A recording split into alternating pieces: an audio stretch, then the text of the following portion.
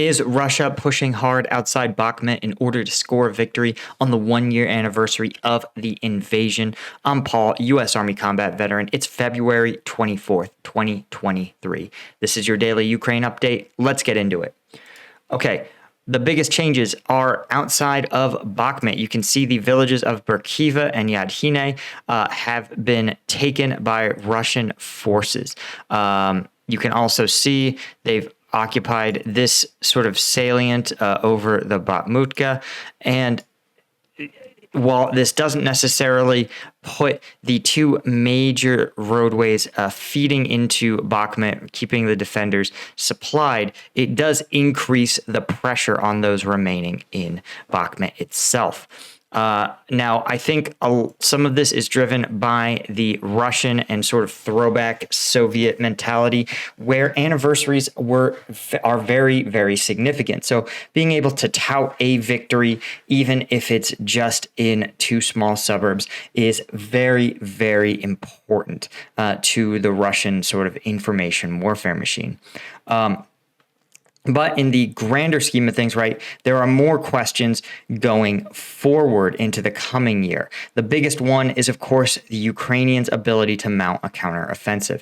They've been receiving considerable mechanization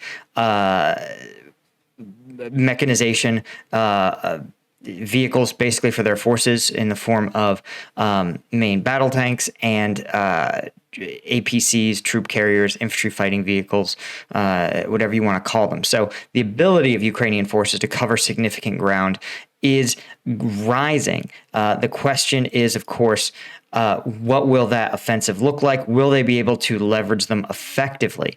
I think if you wanted me to make a guess on the Ukrainian strategy, I think it would look something like this. First, you have to pin the maximum number of Russian forces in Bakhmut as possible. That means conducting a controlled, steady withdrawal instead of encirclement. That will ensure that the largest number of Russian forces are occupied here. This is about stalling for time in order to refit and equip and train the mechanized forces that will constitute the Ukrainian counteroffensive. Then the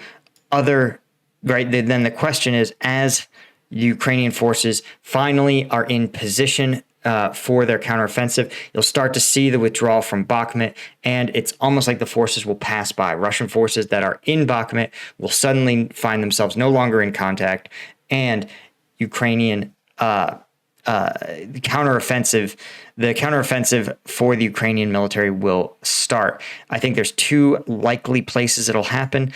I think the most predictable is going to be to continue the Kharkiv offensive, right? This territory, fairly suitable. You can see here the Kharkiv offensive. It was very open terrain. This is somewhat less open terrain, but still very open, suitable to mechanized forces, and they should be able to run down some of these roadways here and prove able to carve off significant portions of Russian occupied territory. That's the idea with this entire offensive, right? Both sides need, if they want to achieve significant wins, they need to do more than take a few 100 meters a day. They need to make large changes in territory. And so a mechanized offensive could do that, right? Especially if it aspires only to carve off this portion right here. I think that's a reasonable amount of territory to want to take. You saw Ukrainian forces force the withdrawal from Russians from Kherson. But what I think is actually, if I were in charge, right, and obviously there's a whole bunch of unclassified intelligence data that I don't have. I share what I have with you guys. But what I would strongly consider, and I would at least run the scenarios on, would be carving off this chunk of territory here, basically Zaporizhzhia, from basically Volodar down to Mariupol, and from this Vasilivka down to Melitopol, or this reservoir here. And the reason is because if you can do this, right, as we've talked about, salient's not that sustainable in this conflict, but if you could sever the Russian occupied territories in half, then what you would do, now obviously this occupied territory is going to have a easier time getting resupplied from Crimea. This occupied territory is going to be able to be resupplied by Rostov-on-Don. But this actual portion here, you can see if they can reach the sea, Russian forces won't. There's no Russian lines here, and there's not really a chance of a Russian, amphibious landing. Like, that's almost impossible to do, especially given the fact that Russia doesn't have really highly trained Marines. They kind of lost them all in Volodar. So you would need to conduct an amphibious landing with extremely green conscripts, a pretty tall order. So this would actually be secure, but they would have what they can't do. The price of failure would be significant. If they can't take this entire chunk of territory, then they're going to have a significant problem. Again, if they can't sever it, but they can, it would be a huge blow to the Russian war effort. There's a reputation that Zaporizhzhia doesn't have the first-rate troops running this front line. The terrain is pretty open, pretty suitable to mechanized warfare. So I don't know. I feel like if you can keep the Russian forces pinned in Lyman, Crimea, and pinned in Bakhmut, this is where I would probably strongly consider launching my counteroffensive.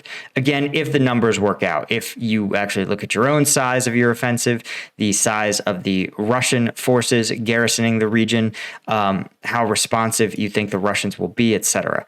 But especially here, you would have basically, I would say, 48, 72 hours to make it to Melitopol to get this into a decisive and defensible position.